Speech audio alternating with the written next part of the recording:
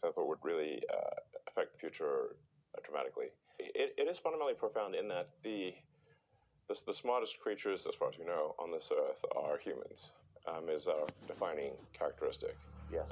We're obviously weaker than, say, chimpanzees, and less agile, but we are smarter. So now what happens when something vastly smarter than the smartest person comes along in silicon form? It's very difficult to predict what will happen in that circumstance.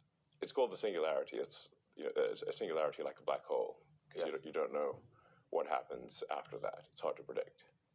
So I think we should be cautious with AI, and I think there should be some government oversight, because it affects it's a danger to the public.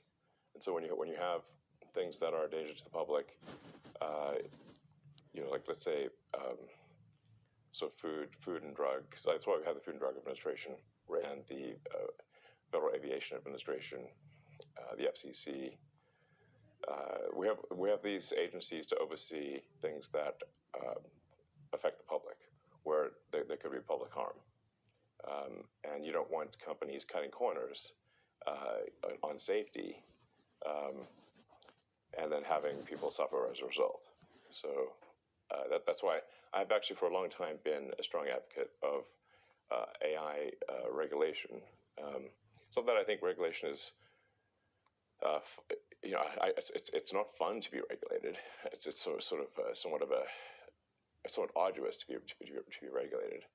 I have a lot of experience with regulated industries because obviously automotive is highly regulated. You could fill this room with all the regulations that are required for a production car just in the United States, and then there's a whole different set of regulations in Europe and China and the rest of the world.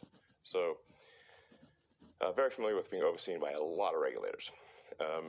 And the same thing is true with rockets. You can't just willy-nilly shoot rockets off, not big ones anyway, because the FAA oversees that. And then even to get a launch license, there are probably half a dozen or more federal agencies that need to approve it, plus state agencies. So I've been through so many regulatory situations. It's insane. And sometimes people think I'm some sort of like regulatory maverick that sort of defies regulators on a regular basis, but this is actually not the case. Once in a blue moon, rarely I will disagree with regulators, but the vast majority of the time, my companies agree with the regulations and comply. Anyway, so I think we should take this seriously, and we should have a regulatory agency. I think it needs to start with a group that initially seeks insight into AI, then solicits opinion from industry, and then has proposed rulemaking, and then those rules, will probably, hopefully, grudgingly be accepted by the major players in AI, and I think we'll have a better chance of advanced AI being beneficial to humanity in that circumstance.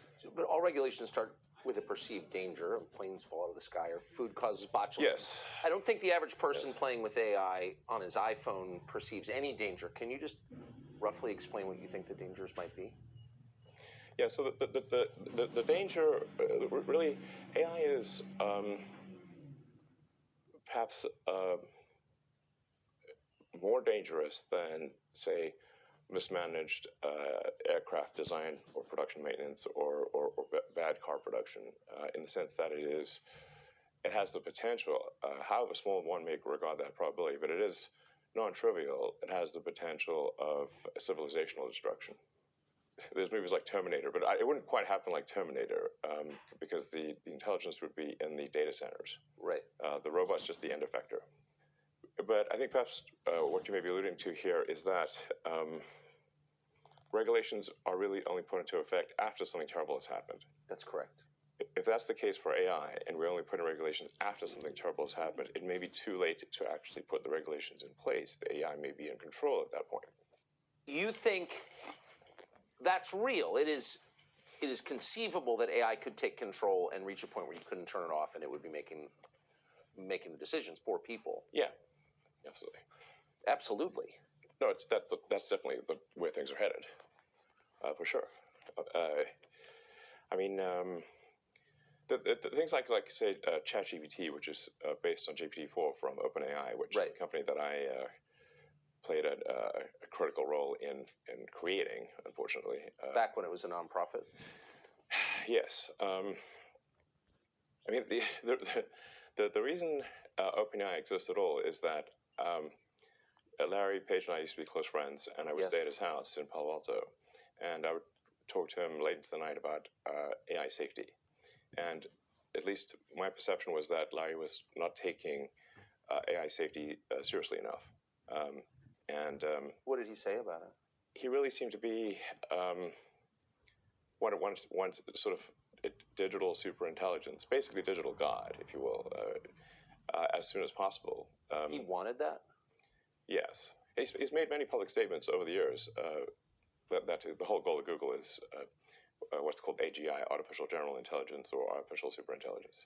No, and I agree with him that there's great potential for good, but there's also potential for bad. And so if you've got some radical new technology, you want to try to take the set of actions that maximize the probability it will do good and minimize the probability it will do bad things. Yes. It can't just be hell for leather. Let's just go, barreling forward and, hope for the best. And then at one point, I said, well, what about, we're going to make sure humanity's okay here. And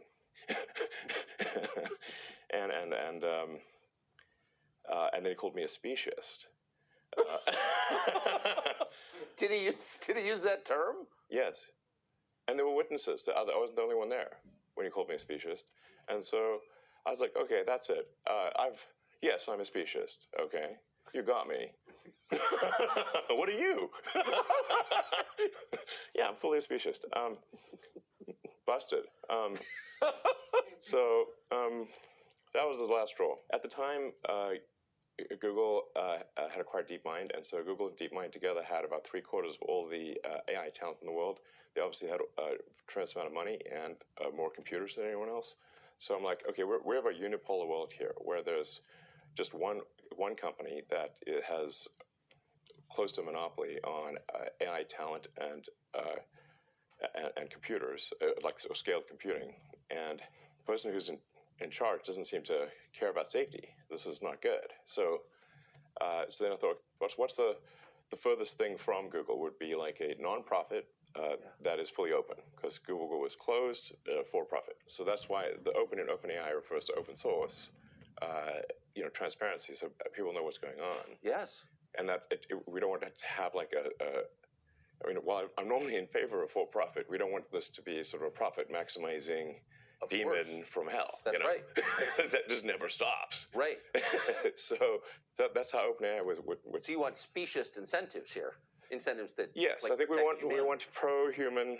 Yeah. Let's make the future good for the humans. Yes. Yes, because we're humans. So can you just put it? I keep pressing you, but just for people who haven't thought this through and aren't familiar with it, and the cool parts of artificial intelligence are so obvious.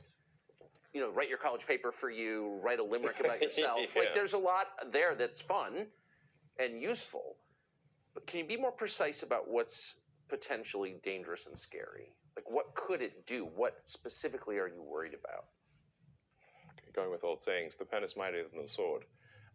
So if you have a super intelligent AI that is capable of writing incredibly well and in a way that is very influential, convincing, and is constantly figuring out what is more convincing to people over time, and then enters social media, for example, Twitter, but also Facebook and others, and potentially manipulates public opinion in a way that is very bad.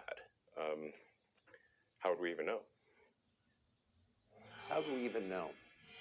So, to sum up, in the words of Elon Musk, for all human history, human beings have been the smartest beings on the planet.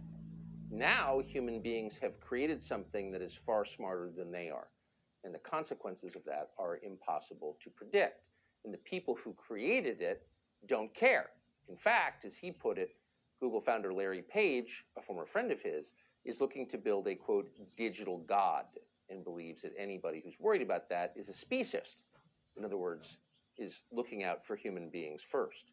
Elon Musk responded, as a human being, it's okay to look out for human beings first. And then at the end, he said the real problem with AI is not simply that it will jump the boundaries and become autonomous and you can't turn it off. In the short term, the problem with AI is that it might control your brain through words. And this is the application that we need to worry about now, particularly going into the next presidential election. The Democratic Party, as usual, was ahead of the curve on this. They've been thinking about how to harness AI for political power. More on that next. Subscribe to the